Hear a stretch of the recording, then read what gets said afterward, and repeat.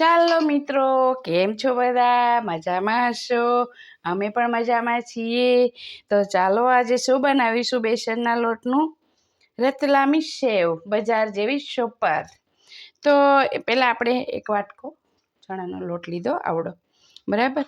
તો હવે એમાં આપણે શું નાખવાનું છે? તો પહેલાં તો આપણે થોડી હિંગ નાખીશું, બરાબર.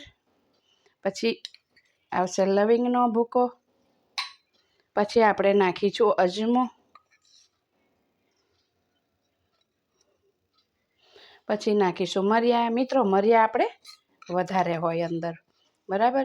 અને આપણે ઘરે બનાવીએ છીએ તો આપણે ઓછું તીખું ખાવતું હોય તો આપણે ઓછા નાખવાના, નો પ્રોબ્લેમ. વધારે આપણે નાખ્યા છે લવિંગ, મરિયા. ને હવે આપણે શું કરવાનું? સ્વાદ અનુસાર આપણે નાખવાનું છે નમક. બહુ નહીં નાખવાનું, કેમ કે ચણાનો લોટ પછી ઓગળી જાય છે વધારે પડતો, એટલે એની અંદર નમક વધારે પડી જાય. અને આપણે પાણી નવશેકું મિત્ર લીધું છે.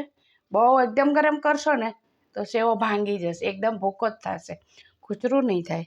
નવશેકું પાણી લેવાનું અને પછી એને આ રીતે આપણે મસ્ત રીતે લોટ કરી લેવાનો.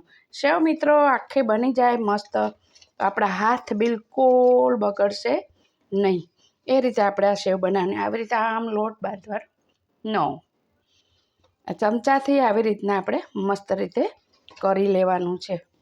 ઓકે મિત્રો, આપણે જો આ રીતે છે ને મિત્રો, મસ્ત રીતે આપણે પાણી જોઈએ એમ નાખવાનું, એકદમ નહીં નાખવાનું, નહીંતર એકદમ રબડી થઈ જાય તો કોઈ અર્થ નહીં. જો આ રીતે આપણે એનો લોટ રેડી કરવાનો, જો આપણા હાથ તો કમ્પ્લીટ મિત્રો બિલકુલ ગંદા થતા નથી.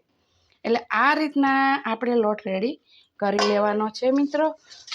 આ રીતે આમ મસ્ત રીતે, બસ. જો હવે પાણી આવશે નહીં, બરાબર મિત્રો. તો હવે આપણે શું નાખવાનું? હજી એક આઈટમ તો રહી, હલ્દી બલ્દી નાખશો નહીં મિત્રો, કેમ કે ચણાનો લોટ પીળો હોય ને એટલે એ પીળી જ થાય. તમારે હળદર નાખવાની જરૂર ના પડે. અને મરિયા જો કેટલા મસ્ત દેખાય, આવી રીતે નાખવાના, એને તો સાદી લાગશે મિત્ર.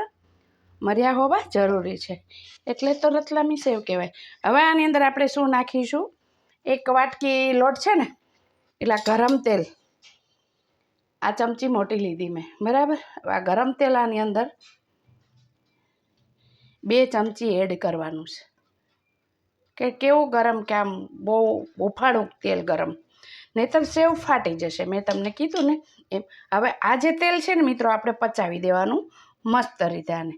ઓકે મિત્રો, આપણે બધો છે ને મસ્ત રીતે લોટ ભરી લીધો છે આ ચમચાથી, બરાબર. અને આપણે અંદર હંચો છે ને તેલવાળો કરી દીધો હતો. આપણા હાથ તો જો બધું થઈ ગયું ને રેડી, આપણા હાથ ક્લીન જ છે. અને આ જારી છે ને તેલવાળી કરી અને આમ ઉપર રાખી દેવાની, જેથી કરીને આપણો લોટ ઉપર આવે નહીં. આ રીતે, બરાબર. એક વાટકો આપણે લીધો તે લોટ. તો હવે આપણે કેટલી પડે છે સેવ મિત્રો જોઈએ, એ રતલામી સેવ.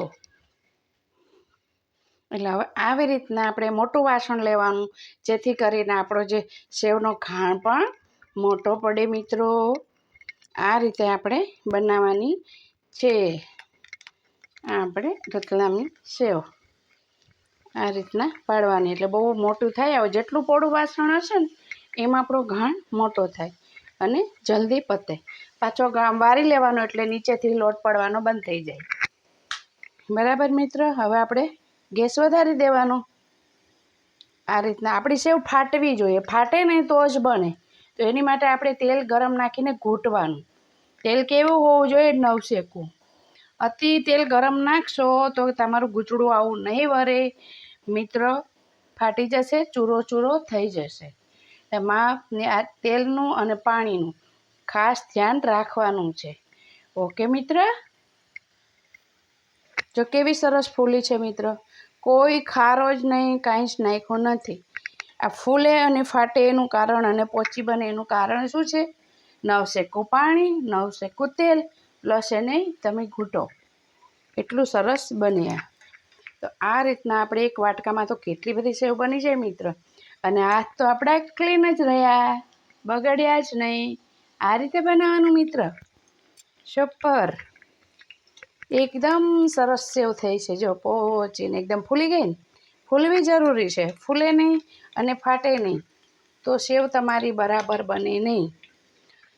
નો ઈનો કે નો ખારો. ઓકે મિત્ર, એ તો તમે તમારી સામે જ જોયું છે. ઓકે, ચાલો હવે આપણે બધી ધારી લઈએ. મિત્રો, આપણી સેવ રતલામી બનીને થઈ ગઈ છે રેડી. તો કેટલી સરસ બની છે મિત્ર, જો આવે છે ને અવાજ, એકદમ મુરમુરે થઈ ગઈ. તો મિત્રો ઘરે બનાવજો અને ખાસ ખ્યાલ રાખો ને કે આવી રીતે ફાટે નહીં ને વચ્ચે, તો તમારી સેવ બરાબર ના કહેવાય. તરતા આવી રીતે ફાટી જવી જોઈએ. બરાબર, ફાટે ને એટલે અંદર જો પોલી થઈ જાય મસ્ત. નથી ખારો નાખ્યો આપણે કે નથી ઈનો નાખ્યો, એકદમ તેલ પણ નથી રહેતો, હાથ એકદમ કોરો છે. જો મિત્રો, આ રીતે ઘરે બનાવવાની. ઘરે બનાવવાનો ફાયદો શું છે કે તમે તીખી તમને ફાવે ને એવી તમે કરી શકો. અને બહાર શું છે કે જે એકદમ જ તીખી આવે તો આપણને એસિડિટી થાય, એટલે એ તકલીફ પડે. પણ આવી રીતે ઘરે બનાવજો મિત્રો. લાઈક, શેર, સબસ્ક્રાઈબ મિત્ર જરૂર કરજો. સર્વ મિત્રની મારા જય શ્રી કૃષ્ણ.